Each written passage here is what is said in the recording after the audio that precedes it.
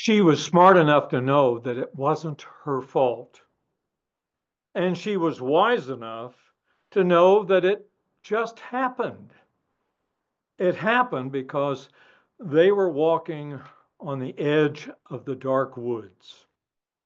And as they were walking, she, holding the leash, and her beloved puppy on the leash, there was a rabbit that scampered out from under a bush and came across their pathway and stopped. And when it stopped, her puppy saw the rabbit. Barf, barf! When it barked, the rabbit went back to the bushes, and the puppy jerked, and the leash was gone out of her soft hand. She was stunned. Her puppy was gone in the bushes, around the trees, heading into the deep woods. She had been told, never go into the deep woods. But that's her puppy.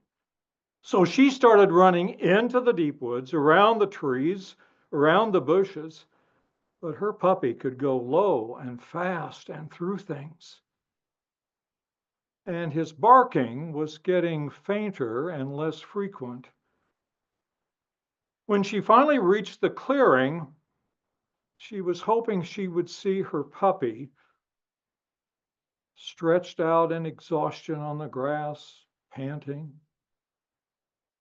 No puppy. The meadow was empty. And as she spun around, she just saw tree after tree after tree. She was circled by trees, tall trees, skinny trees, short trees, bushes. There wasn't a trail, there wasn't a pathway, there wasn't a road out. And she knew she was lost in the deep woods. She was lost. She wondered, what am I going to do? I need help. And then she saw curls of smoke rising up above the trees. So she headed toward the smoke signals. And as she got closer, she could see through the trees that there was a cottage there. Oh, maybe they can help. And as she got to the front door, she noticed it was slightly ajar, as if inviting her to come in. So she peeked in. Hello? Anybody here? Anybody home? I could use some help. Silence.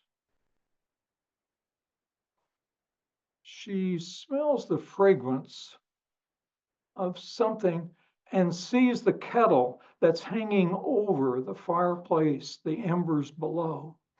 Something's cooking, and I'm hungry. It had been a long walk. So she goes up to the table, picks up the smallest bowl on the table, goes to the kettle, takes the ladle from the fireplace, scoop, not in the bottom, not in the top, but in the center. She takes out some stew and puts it in the bowl. Oh, that one scoop fills up the bowl to the brim.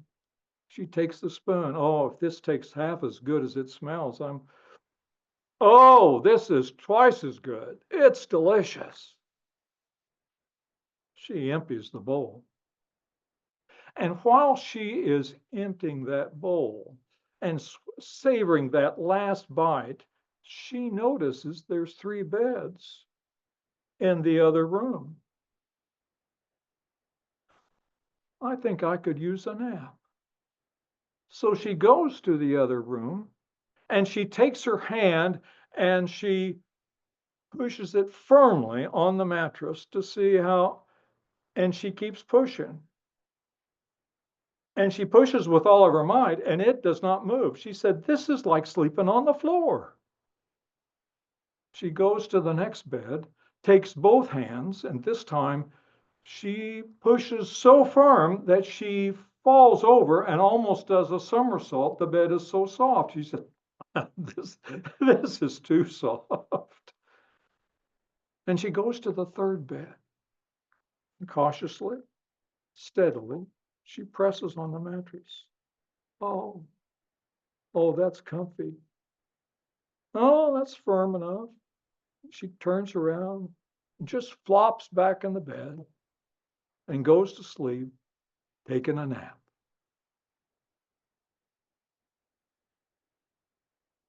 She wakes up hearing voices out in the meadow, and the voices, they're getting louder, which is okay. And that means folks are going to come home. I'm going to get help. And then she recognizes as they get closer, those are not people voices. Those are bear voices. This is a bear's house? Oh my gosh. And she looks around the bedroom, and the windows are too small for even her to squeeze out. So she goes to the corner because there's a closet.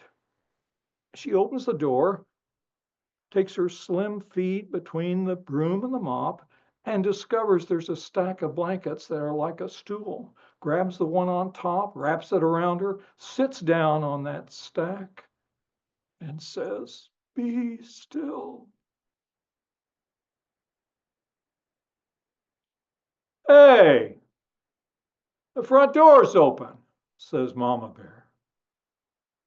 Papa Bear walks up and says, "Yeah, but I know this door was shut when we went on our long walk in the woods." "Ah, the wind must have blown it open a little ways." "Mama, Papa," their son was calling out in a shrill voice. "What's wrong, son?" "Somebody's been eating stew in my bowl, and it's all gone. It's empty. What am I going to have for lunch?" Mama and Papa reassure him that we're going to have lunch, we're going to have stew, and we're going to have it together right now. And the three of them sit down and they have stew for lunch because they're really hungry.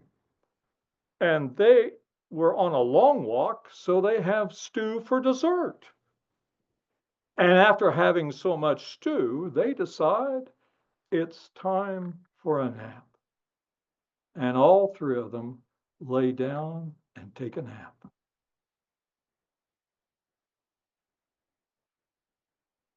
Ruff, ruff, ruff. Baby Bear wakes up to the sound of barking coming from the meadow.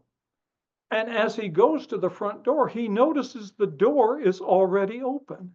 And when he looks out toward the meadow, he sees a puppy and a little girl running around in circles laughing. And then he says to himself, "Papa, Papa, where are you?" And he hurries and says, "What is it, son?" He said, "There's a little girl out there." He said, "You're right. And she's playing with the puppy. I wonder what a little girl's doing in our meadow." And a velvet voice says, that girl could be our uninvited guest who has done us some favors while we were napping. She cleaned the bowls that we left. She put the three fish we caught in a fresh bucket of water. And she left a note.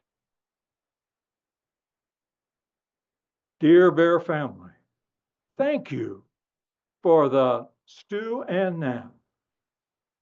Love you guys.